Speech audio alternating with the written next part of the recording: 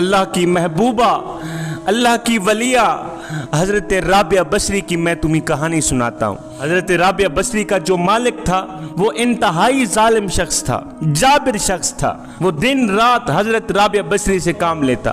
حضرت رابعہ بصری انتہائی خاموشی کے ساتھ اور خوشی کے ساتھ اس ظالم کا کام سارا انجام دیتی. دن ہے تو کام کر رہی ہے, رات ہے تو کام کر رہی ہے, لیکن کبھی بھی زبان سے اف تک نہ کیا.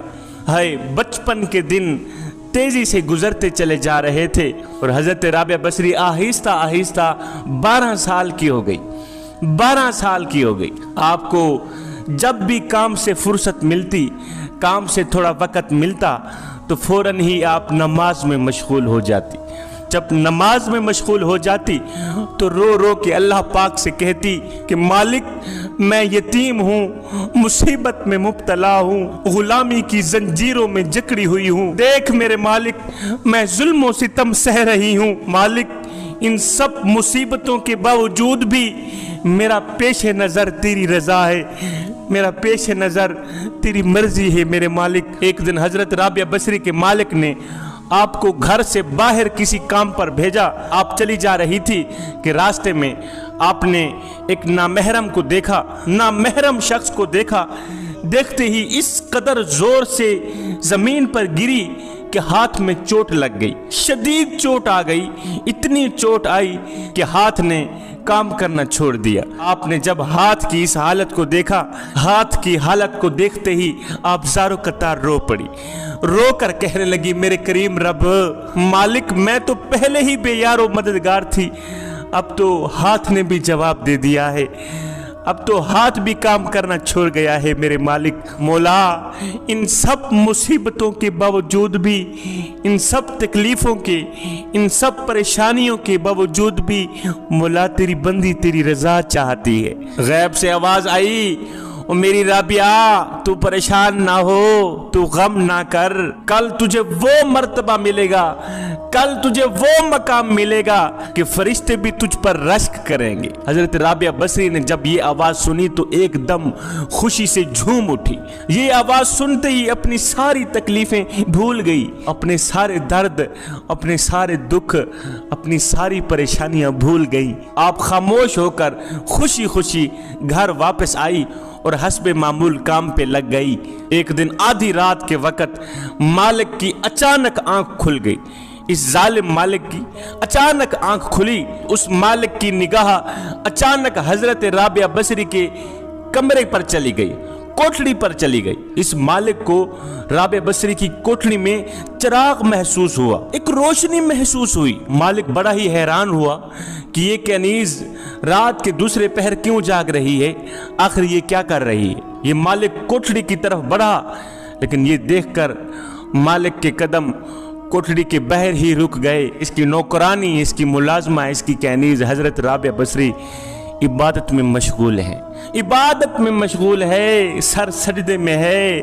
اور حضرت رابعہ بصری اپنے کریم رب کو کہہ رہی ہے مالک اگر میرے بس میں ہوتا, اگر تیری بندی کے بس میں ہوتا تو میں زندگی کا ایک ایک لمحہ بھی تیری عبادت کرنے میں گزار دیتی, مگر میرے مالک تو میری مجبوریوں کو جانتا ہے, تو نے مجھ کو غیر کا محکوم بنایا ہوا ہے, اس لیے میں دن کے وقت مالک کے گھر کام کاج کرتی ہوں اور رات کو دیر سے تیری بارگاہ میں حاضر ہوتی ہوں. مالک یا اللہ مجھے معاف کر دے, میرے گناہوں کو معاف فرما دے اور مجھے مزید اپنی عبادت کرنے کی توفیق عطا فرما.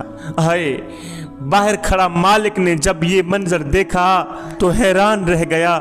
اس کے دل کی سختی یہ منظر دیکھتے ہی نرمی میں بدل گئی. اس مالک کو اپنے کیے پر پچھتاوا آنے لگا کہ میں نے اس چھوٹی سی بچی پر کس قدر ظلم ڈھائے کہ ہر وقت اسے اپنے گھر کے کاموں میں الجھائے رکھا, اور بچی کا یہ حال ہے کہ اس چھوٹی سی عمر میں اللہ کی عبادت میں راتوں کو بھی مشغول رہتی ہے. इसी वक्त उसने अपने दिल में इस बात का अहद किया कि सुबह होते ही अपनी ज्यादतियों का अजाला करूंगा। वो ये इरादा करके वापसी अपने कमरे में चला गया कि हजरत राबिया बसरी की इबादत में खलल ना पड़े।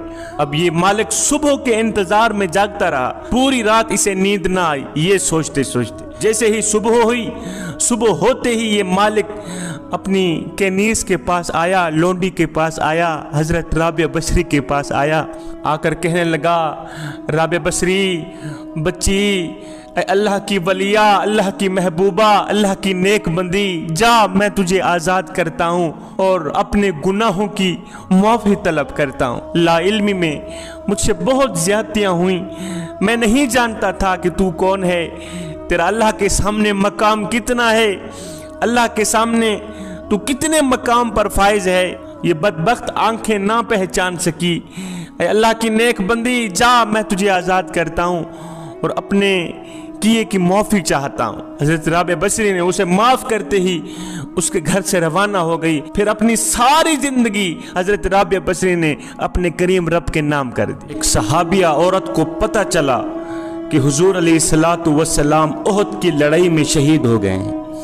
किसी ने झूठी खबर फैला दी कि हुजूर अलैहिस्सलातु वस्सलाम उहद की लड़ाई में शहीद हो गए हैं। जब एक सहाबिया औरत को पता चला तो सहाबिया औरत के पांव तले जमीन निकल गई। ये झूठी खबर सुनते ही ये सहाबिया औरत बेकरार होकर, बेचैन होकर घर से निकल पड़ी।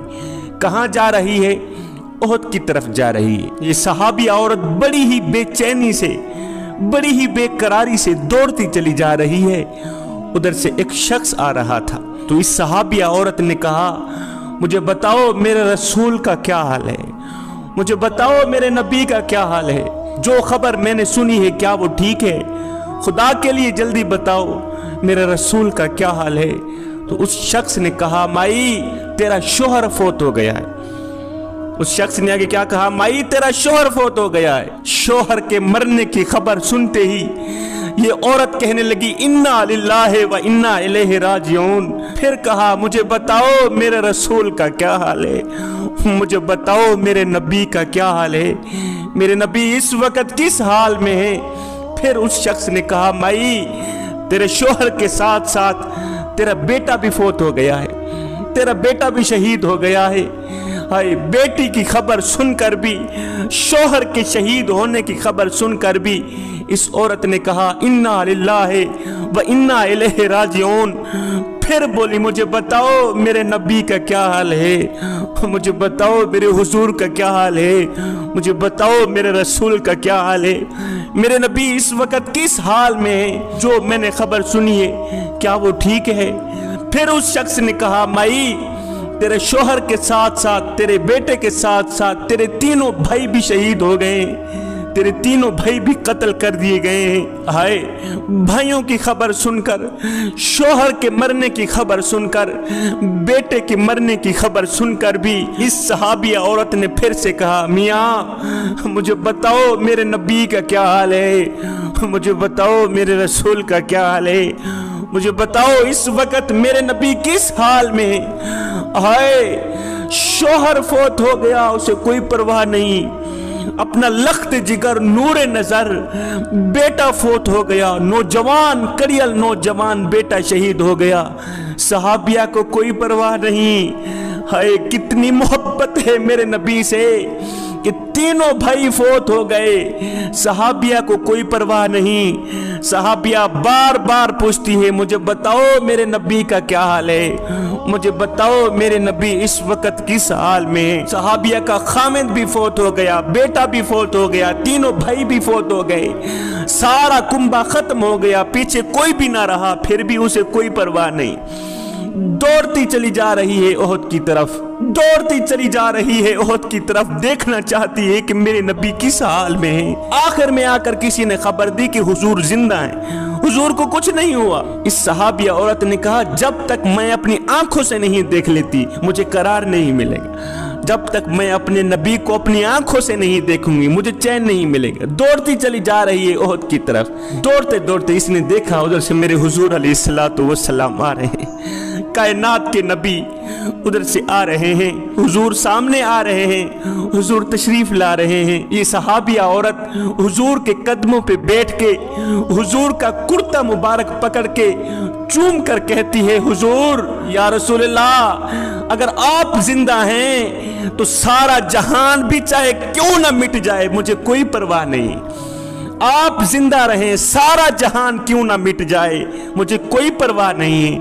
आप जिंदा रहें, मेरा शोहर फोत हो गया, मेरा बेटा फोत हो गया, मेरे तीनों भाई फोत हो गए, मुझे कोई अरमान नहीं है। हुजूर आप ता कयामत जिंदा रहें, मैं आपको अपनी जिंदगी में जिंदा ही देखना चाहती हूँ। हाय इतनी मोहब्बत, इतनी मवद्दत, इतना इश्क, इतना प्यार अपने नबी से कि शोहर फोत हो गया, बेटा फोत हो गया, कोई सदमा नहीं हुआ, तीनों भाई फोत हो गए, कोई सदमा नहीं हुआ। कहा या रसूलल्लाह, अगर आप जिंदा हैं तो सारा जहान भी क्यों ना मिट जाए, मुझे कोई अरमान नहीं। जिस औरत को खुदा ने ईमान की नेमत बख्शी हो, वो जान तो दे देगी मगर बुराई के नज़दीक नहीं जाएगी। वो जान तो दे देगी मगर गुनाह के करीब नहीं जाएगी। एक बादशाह ने अपने ऊंचे महल से नज़र दौड़ाई तो नीचे एक मकान में उसे खूबसूरत औरत नज़र आई। ये औरत बड़ी ही हसीन और जमील थी, खूबसूरत थी, अल्लाह ने बड़े ही हुस्न से नवाज रखा था। ये औरत जितनी ज़्यादा खूबसूरत थी उससे कहीं ज़्यादा नेक सीरत भी थी, अल्लाह की वलिया थी, महबूबा थी, मुत्तकी परहेजगार थी, पाक दामन औरत थी। बादशाह ने जैसे ही इस औरत के हुस्न को देखा, नशीली आँखों को देखा, तो देखते ही फिदा हो बैठा, देखते ही बेकरार हो बैठा। पहले तो बादशाह ने इस पाक दामन औरत की तरफ ख़त भेजे, पैगाम भेजे, अपने प्यार का इजहार किया, अपनी मोहब्बत का इजहार किया कि मैं आपसे मोहब्बत करता हूँ, प्यार करता हूँ, इश्क कर बैठा हूँ, लिहाजा मैं तुझे अपनाना चाहता हूँ। इस पाक दामन औरत के पास बादशाह के काफ़ी ख़त आए, पैगाम आए। जब इस पाक दामन औरत ने बादशाह की तरफ कोई तवज्जो ना की तो बादशाह को गुस्सा आया। बादशाह ने कहा, इस सरकश औरत को उठाकर मेरे पास ले आओ। वज़ीर गए, उस पाक दामन औरत को ज़बरदस्ती से उठा लाए। बादशाह के कमरे के अंदर ये पाक दामन औरत आ गई। बादशाह ने कहा, दरवाजे सारे बंद कर दो। दरवाजे भी बंद कर दिए। अब बादशाह ने अपनी नफसानी जज्बात का इजहार करते हुए कहा, ऐ हुस्न की मलका, ऐ शहजादी, मैं तेरे हुस्न के दर का भिखारी हूँ। तेरी इन नशीली आँखों में मैंने अपनी नींद खो दी, मैंने अपना चैन खो दिया, मैंने अपना करार खो दिया। जब बादशाह ने अपनी नफसानी जज्बात का इजहार किया तो इस पाक दामन औरत ने कहा, बादशाह सलामत, ये आप क्या कह रहे हैं? मैं फ़कीर, तू बादशाह। और बादशाह कहाँ, गधा कहाँ? बादशाह ये आप क्या कह रहे हैं? और भला बादशाहों का फ़कीरों से क्या काम? बादशाह ने कहा, तू हुस्न की शहजादी, मैं तेरे हुस्न के दर का भिखारी। तू दुनिया की जितनी दौलत मांगती है मांग ले, मैं तुझे हासिल करना चाहता हूँ। है ऊपर से फरिश्तों की नज़र इस पाक दामन औरत की तरफ है कि आज पाक दामन औरत, अल्लाह की वलिया, अल्लाह की महबूबा, मुत्तकी परहेजगार औरत किस रास्ते की तरफ जाती है? ये औरत दौलत की तरफ जाती है, ये औरत गुनाह करके बादशाह की तरफ जाती है, नफसानी ख्वाहिशात की तरफ जाती है, या अल्लाह की मोहब्बत की तरफ जाती है? दो रास्ते हैं। फरिश्तों की नज़र इस पाक दामन औरत की तरफ है।